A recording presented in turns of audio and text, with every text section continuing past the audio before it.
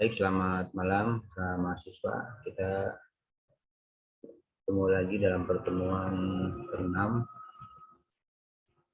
dan pada kesempatan ini kita akan membahas tentang fungsi manajemen, yaitu fungsi directing. Karena kita sudah membahas tentang fungsi planning, kemudian juga organizing, dan sekarang kita akan membahas tentang fungsi directing. Di mana menurut SPH Sibuan, directing atau pengarahan adalah membuat semua anggota kelompok agar mau bekerja sama dan bekerja secara ikhlas. Untuk apa? Untuk mencapai tujuan sesuai dengan perencanaan dan usaha-usaha pengorganisasian. Kemudian menurut George Terry, pengarahan adalah mengarahkan semua bawahan agar mau bekerja sama dan bekerja efektif untuk mencapai tujuan. Kemudian menurut Kunz dan O'Donnell mengatakan bahwa melalui kegiatan pengarahan, setiap orang dalam organisasi diajak atau dibujuk untuk memberikan kontribusinya melalui apa? Melalui kerjasama dalam mencapai tujuan. Fungsi pengarahan dalam manajemen adalah pertama memprakarsai aksi atau initiators action. Kemudian yang kedua sebagai alat motivasi, means of motivation. Yang ketiga mengintegrasikan upaya atau integrated effort. Yang keempat menyediakan stabilitasi, provide stability. Kemudian yang kelima penggunaan sumber daya dengan efisien. Dan yang keenam adalah coping perubahan. Yang dimaksud dengan memprakarsai aksi bahwa bawahan tidak akan memulai pekerjaan jika tidak ada yang memerintah atau menyuruhnya, tidak ada yang menuntunnya, karena bawahan merasa ragu atau mungkin takut salah jika pekerjaan itu tidak sesuai dengan apa yang diharapkan oleh atasan.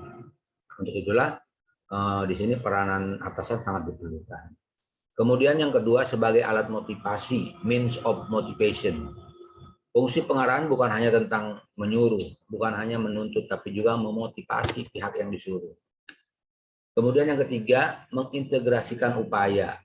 Bahwa setiap perusahaan pasti memiliki beberapa bagian, begitu juga dengan organisasi. Tentu tiap bagian juga tidak sama, mereka mempunyai tugas masing-masing. Nah, salah satu manfaat dari pengarahan ini adalah membuatnya berjalan serasi, beriringan.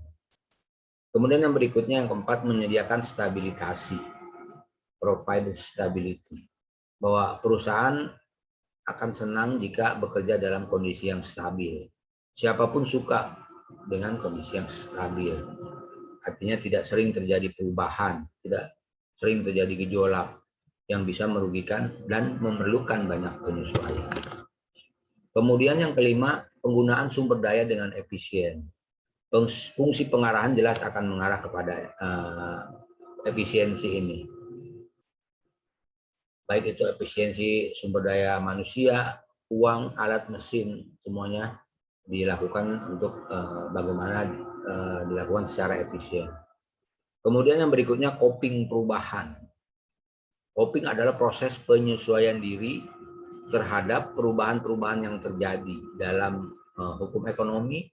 Kondisi ini akan selalu mengalami perubahan. Yang dulunya lambat sekarang menjadi cepat. Yang dulu dibutuhkan menjadi tidak dibutuhkan. Yang dulu mahal menjadi murah. Yang murah menjadi mahal. Semua pasti akan berubah cepat atau lambat. Makanya di sinilah diperlukan adanya antisipasi, adaptasi terhadap perubahan-perubahan yang pasti akan terjadi. Lalu apa hal-hal yang harus diperhatikan dalam proses directing? Secara teori manajemen ada beberapa hal yang mesti dilakukan oleh pemimpin untuk mengarahkan anggota bawahannya. Yang pertama memberi orientasi tugas yang harus dijalankan. Kemudian memberi petunjuk, baik petunjuk umum dan petunjuk yang khusus. Yang ketiga mempengaruhi anggota bawahan. Dan yang terakhir memotivasi anggota yang menjalankan tugas. Ini yang harus diperhatikan oleh seorang manajer pimpinan. Sehingga apa yang menjadi keinginan pimpinan itu bisa dicerna dengan baik oleh bawahan sehingga dapat dilaksanakan secara maksimal.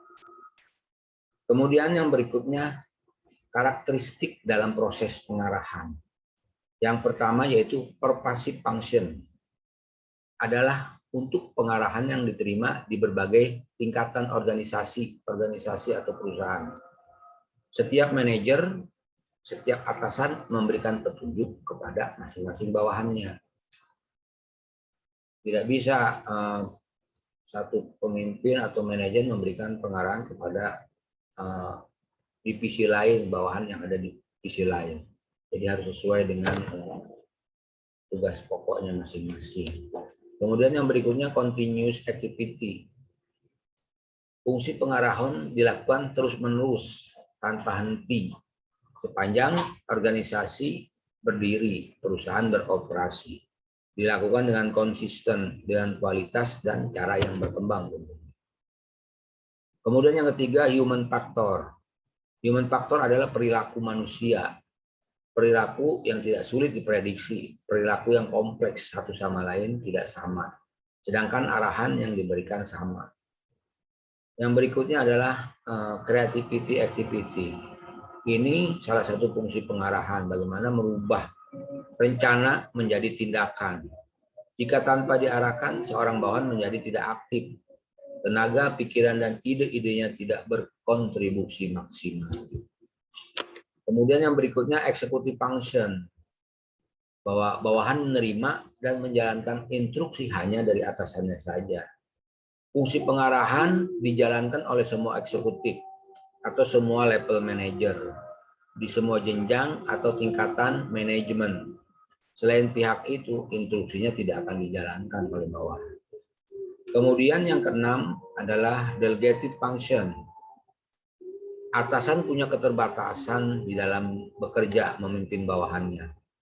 Fungsi ini membuat pengarahan menjadi mudah, bagaimana tugas-tugas didelegasikan kewenangannya kepada orang lain yang dipercaya tentunya, yang memiliki kualitas, yang mampu membantunya mengurus pekerjaan yang kompleks. Itulah peran delegated function. Nah, di dalam melaksanakan fungsi-fungsi manajemen tentu juga tidak selalu berjalan mulus sesuai dengan harapan tentunya. Pasti ada tantangan-tantangan di dalam menjalankan fungsi pengarahan. Nah, disitulah makanya fungsi pengarahan ini juga harus dilakukan dengan cara cermat. Apa saja sih tantangan di dalam menjalankan fungsi pengarahan? Yang pertama adalah tingkah laku manusia atau human behavior. Kemudian yang kedua, hubungan manusia. Yang ketiga, kepemimpinan. Dan yang keempat, komunikasi. Nah, yang terkait dengan tingkah laku manusia, pengarahan tentu tidak akan sukses jika tidak melihat bagaimana tingkah laku anggota individu dalam organisasi. Karena memang pasti berbeda-beda. Pendekatan setiap individu juga berarti harus dilakukan dengan cara-cara yang berbeda. Sehingga akan efektif ketika seorang pimpinan mengetahui karakteristik anggota bawahannya. Kemudian yang kedua, hubungan manusia, di mana hubungan manusia di sini adalah hubungan antar individu dengan individu atau individu dengan kelompok yang ada dalam organisasi. Bagaimana hubungan-hubungan itu dijalin sedemikian rupa sehingga terjalin suatu sinergitas untuk bisa mewujudkan apa yang menjadi tujuan daripada organisasi. Kemudian yang berikutnya adalah kepemimpinan. Nah, ini yang sangat memiliki peranan penting karena sukses tidaknya pengarahan sangat tergantung kepada tindakan pemimpin sehingga bawahan mau mematuhi apa yang diperintahkan. Tentu di sini berlaku teknik-teknik atau juga kita tahu bahwa manajemen adalah ilmu dan seni. Bagaimana seorang pemimpin bisa memberikan motivasi pengaruh kepada bawahan untuk mematuhi segala perintahnya.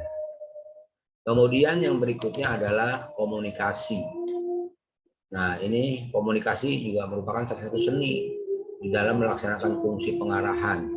Bagaimana cara menyampaikan pesan, caranya memberikan perintah, caranya memotivasi, kemudian juga caranya meredam konflik, dan lain-lain yang terjadi di dalam organisasi.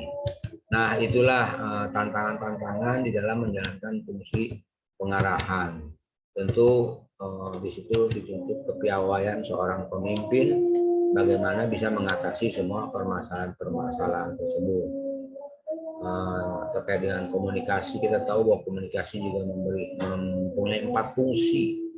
Yang pertama instruktif, bagaimana komunikasi itu merupakan media untuk memberikan perintah kepada bawahan.